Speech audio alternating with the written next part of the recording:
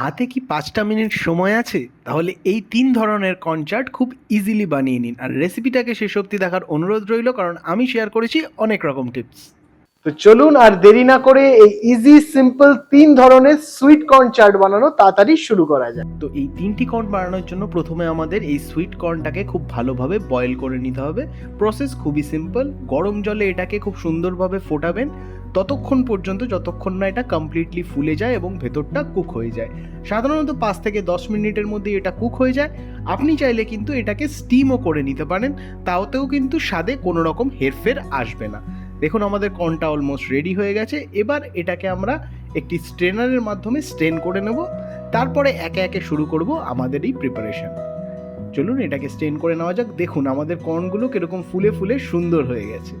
এবার প্রত্যেকটা জিনিসকে সুন্দরভাবে স্ট্রেনারের মাধ্যমে স্ট্রেন করে নিন। এতে কি হবে, যে এক্সট্রা ওয়াটারটা রয়েছে সেটা চলে যাবে এবং কর্নটা খানিকটা ড্রাই হয়ে যাবে। প্রথম চাটটি প্রিপেয়ার করার জন্য আমাদেরকে কিন্তু কিছুটা পেঁয়াজ আর কিছুটা ধনেপাতা চপ করে নিতে হবে, কারণ রেসিপিটা হবে একদম ইন্ডিয়ান স্টাইল।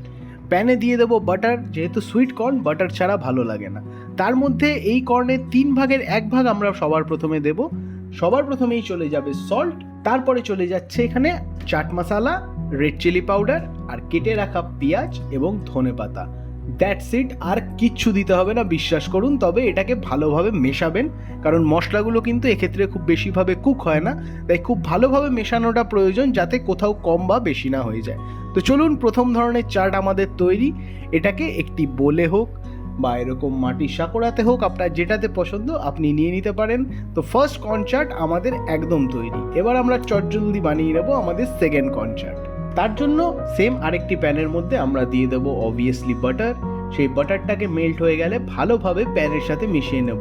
এবার বাকি ১ ভাগ এই কর্নের মধ্যে দিয়ে সবার প্রথমে অবভিয়াসলি সল্ট। ইয়েস, এই কর্নটা কিন্তু আমাদের তৈরি হবে একটু ওয়েস্টার্ন স্টাইলে, কিন্তু তার মধ্যেও ডাইভার্সিফাই করার জন্য আমি কিছুটা কার্ডামাম পাউডার দিয়েছি। তারপরে দেবো ব্ল্যাক পেপার পাউডার এবং অরিগ্যানো, এবং আপনি যদি চান আর একটু স্পাইসি করতে সামান্য চিলি ফ্লেক্স অ্যাড করে দিতে পারেন। এটাকে হালকা মেশাবেন এবং এই সময় কিন্তু গ্যাসটাকে বন্ধ করে দিতে হবে, কারণ আমরা দিচ্ছি মেয়োনিজ, যেটা হচ্ছে একটা কোল্ড সস। এটা কিন্তু গরমে দিলে ফেটে যাবে। ফাইনালি এই মেয়োনিজের ওপরে হালকা চিজ গ্রেট করে খুব আলতো হাতে এটাকে মিশিয়ে নিলে কিন্তু আমাদের এই ওয়েস্টার্ন স্টাইল কর্ন চাট একদম তৈরি। এবং এর টেস্টটা কিন্তু বাকি দুটো ডিশের থেকে বা বাকি দুটো কর্ন চাটের থেকে একটু ডিফারেন্ট বা ইউনিক হয়, যেহেতু এর ইনগ্রিডিয়েন্টগুলো একটু বিদেশি। তো চলুন, আমাদের সেকেন্ড কর্নটাও একদম তৈরি হয়ে গেছে। এটাকে একটু প্লেটে নামিয়ে রাখুন এবং এটাকে গার্নিশিং করার জন্য ওপরে হালকা চিজ যদি আপনি গ্রেট করে দেন, এটা দেখতে যেরকম সুন্দর লাগবে, খেতেও কিন্তু ততটাই অসাধারণ লাগবে। তো চলুন তাড়াতাড়ি প্লেটিং করে আমাদের ৩ নম্বর কর্ন চাটও তো বানাতে হবে, কারণ আমরা টাইম নিয়েছি মাত্র ৫ মিনিট, তার মধ্যেই কমপ্লিট করতে হবে। Okay, so next corn chaat is ready. Now it's time for a third type of corn chaat. তার জন্য আমরা একটি প্যানের মধ্যে নিয়ে নেব অলিভ অয়েল। এইটা একটু হেলদি ভার্সন। যারা একটু হেলথ কনসিয়াস আছেন তারা এই চাটটা খুব ইজিলি বানিয়ে খেতে পারেন। এবং তার মধ্যে কর্ন দেওয়ার পরে আমরা সামান্য লবণ, কিছুটা গোলমরিচ বা ব্ল্যাক পেপার পাউডার, এবং আমরা দেব লেবুর খোসা।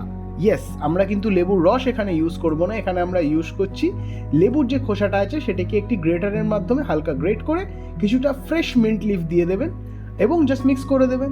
That's it. কারণ হেলদি খাবার টেস্টি হয় না, এটা কে বলেছে? এই কর্ন চাটটা আপনি একবার ঘরে যদি বানিয়ে দেখেন, যারা বেসিক্যালি হেলথ কনসিয়াস আছে, টেস্টটা করে আমাকে কমেন্টে জানাতে একদম ভুলবেন না।